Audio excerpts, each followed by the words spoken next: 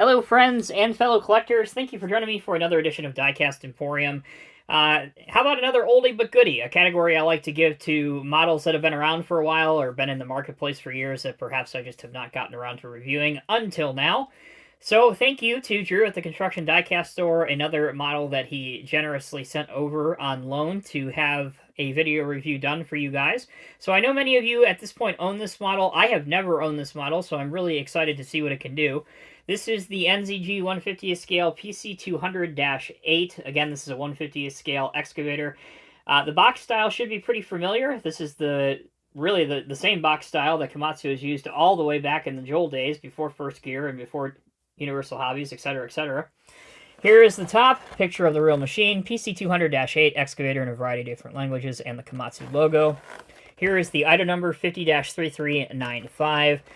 By the way, ConstructionDiecast.com, link in the video description. They do still have some of these, so if you want one of these, just click on the link in the video. Meanwhile, we continue on the back of the box. There's some blueprint drawings with some specification details. Again, if you're interested in that kind of thing, please feel free. Bottom of the box has the NZG article number, produced by NZG, all that kind of fun stuff.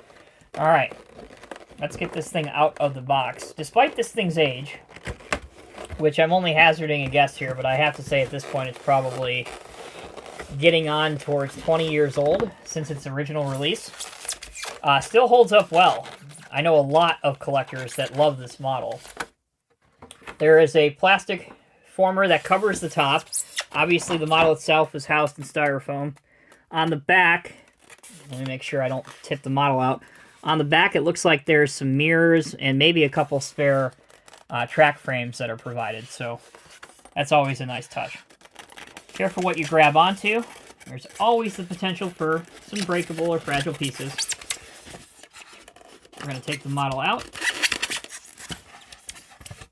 There's a little bit of protection around the tracks, assumingly to prevent the tracks from separating during shipping. So here, when we pause in a minute, I'm going to take that away from the tracks, and when we come back, we're going to go over the detail. All right, let's start by going over the details and the decals. As you can see, we have PC200. We have another decal here. Your warning and tie-down shackles are here. Other details that I really like, and they're obstructed a bit by the thick paint, especially on gray tracks, but you can see all of the sprockets, all the different track pads are individual. Hopefully if the light hits it just well, you can see that.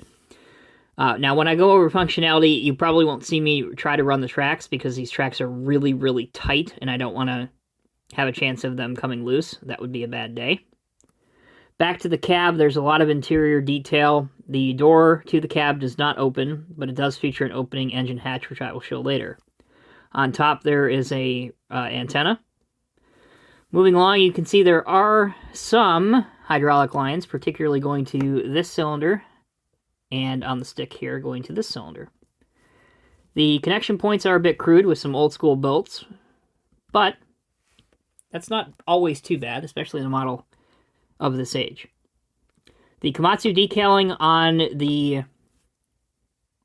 boom isn't bad for its age either. It's quite legible and has held up well with age. Moving towards the back, we have another large Komatsu logo on the counterweight. Over here, pretty much the same. These handrails, at least to me, appear to be metal. At least this one does. And again, the tracks are the same, obviously, on the side as they were before, so there's not too much noteworthiness to point out. Same thing. The bucket has a 5-tooth bucket on it. And again, with the way that it is mounted, you'd probably have to drill out these rivets if you wanted to remove the bucket, which is a bit of a shame, as all excavator models should come with a removable bucket from the factory. Some other details that you might not automatically notice. If you look on the inside of the cab here, there are some warning labels. More hydraulic lines. Lots and lots of hydraulic lines going down into the bottom part there, bottom of the boom. Here's the engine cover, which I mentioned does have some detail on it. And there's a warning label on top of it here, as well as here. And I believe that is supposed to replicate a camera, that plastic yellow piece. that is center mounted on top of the counterweight. Alright, for those of you that want to see the front, here's what the front looks like. Ignore those white pieces. Obviously, this has been in the styrofoam for quite a while. See if we can get those off. I've got some of it off. And again, for those that are interested in the base, the NZG logo, the article number. There is no date on this, so I looked earlier. So I was curious to see if it maybe had the year that this was manufactured. I want to say probably early 2000s, but I don't know. I really don't. And a lot of people, too, are interested in the boom and stick if it's hollow. This obviously has a piece that is inserted in so that it is not hollow. Okay, that's the detail and decals. Let's go over functionality. I mentioned just a moment ago that the tracks were too stiff and I don't want to take a chance, but you can rotate it 360 degrees if you want to. The engine hatch can be opened if you want to, and it does stay open, which I like. And it snaps shut with a satisfying click.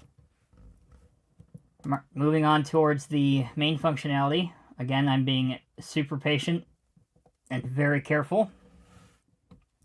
The cylinders seem to still hold up well with age. So here's your reach out. Let's dig beneath itself here.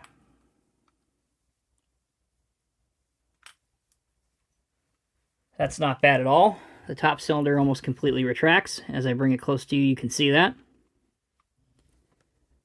Alright. Bring this one in. That's also pretty good. So for those that are using this in a diorama or actually using it to display digging with aggressive poses, this is not a bad smaller excavator. Or a medium range excavator, depending on your definition of how you describe your excavator sizes. Alright, parked up, or I should say carrying. Here's carrying. Bring in a dump truck. Here's the dump truck you guys haven't seen in a while. So there you go. I really like blue with Komatsu models. I don't know why. It's a thing I have. Blue dump trucks with Komatsu models. A different angle. Alright. Now let's do the parked up mode.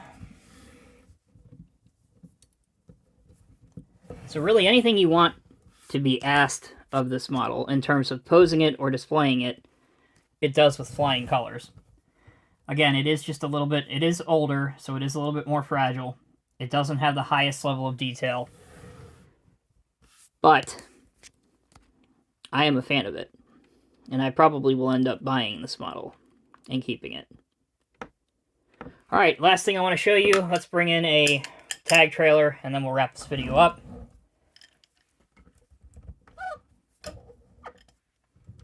I think this is legal in most states. It's definitely legal in the model world, so we're going to go with it. But there you go. Alright guys, that'll bring this video review to a close. I'm really a fan of these older NZG models. This one isn't even really that old when we are talking just with respect to NZG models from the 70s. But I do like it. The functionality is good. The detail is good.